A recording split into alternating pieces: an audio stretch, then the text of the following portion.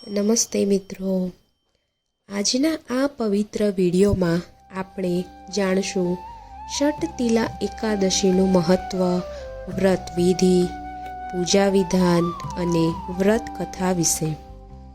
આ એકાદશીનું વ્રત કરવાથી પાપોનો નાશ થાય છે, દરિદ્રતા દૂર થાય છે અને ભગવાન શ્રી વિષ્ણુની કૃપા પ્રાપ્ત થાય છે।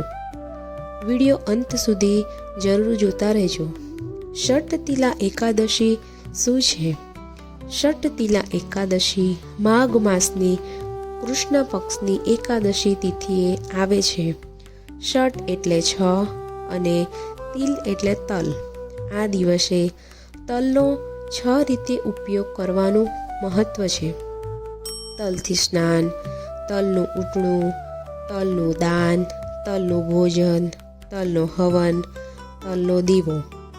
આથી આ એકાદશીનું નામ ષટતિલા એકાદશી પડ્યું છે।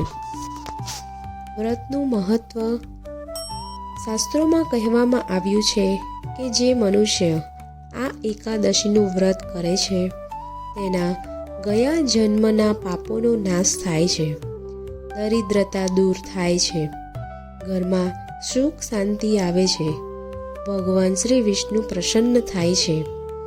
આ વ્રત ખાસ કરીને પિતૃદોષ અને કર્મ દોષ દૂર કરવા માટે ખૂબ ઉત્તમ માનવામાં આવે છે।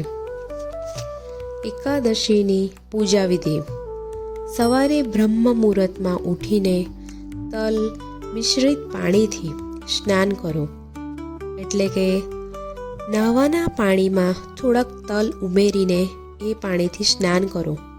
સ્વચ્છ વસ્ત્ર ધારણ કરો, ભગવાન શ્રી વિષ્ણુનું ધ્યાન કરો। પૂજામાં તલના લાડુ, તલનો દીવો, પીળા ફૂલ, તુલસીના પાન વગેરે અર્પણ કરો। ત્યાર પછી ઓમ નમો ભગવતે વાસુદેવાય આ મંત્રનો જાપ ઓછામાં ઓછો 108 વાર કરો।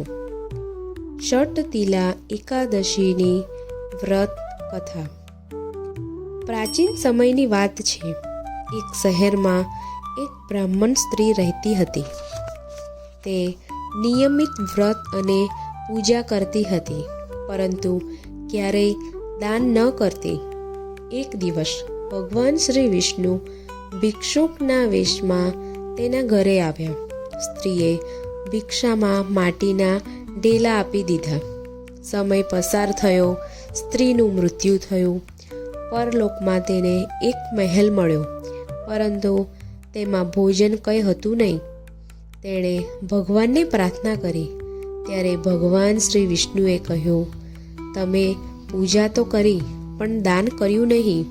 માત્ર ષટતિલા એકાદશીનું વ્રત અને તલનું દાન કરવાથી તમારા બધા દુઃખ દૂર થશે। સ્ત્રીએ ષટતિલા એકાદશીનું વ્રત કર્યું અને તલનું દાન કર્યું। તુરંત જ તેને સુખ સમૃદ્ધિ પ્રાપ્ત થઈ। આથી જ શાસ્ત્રોમાં દાનનું ખૂબ મહત્વ જણાવાયું છે। વ્રતનું ફળ: આ વ્રત કરવાથી પાપોનો નાશ થાય છે, આયુષ્યમાં વૃદ્ધિ થાય છે, ઘરમાં લક્ષ્મીનો વાસ રહે છે, મોક્ષની પ્રાપ્તિ થાય છે। મિત્રો, જો તમને આ વિડીયો પસંદ આવ્યો હોય તો લાઈક કરો, શેર કરો અને ચેનલને સબસ્ક્રાઈબ કરવાનું ભૂલશો નહીં। જય શ્રી વિષ્ણુ, જય એકાદશી માતા।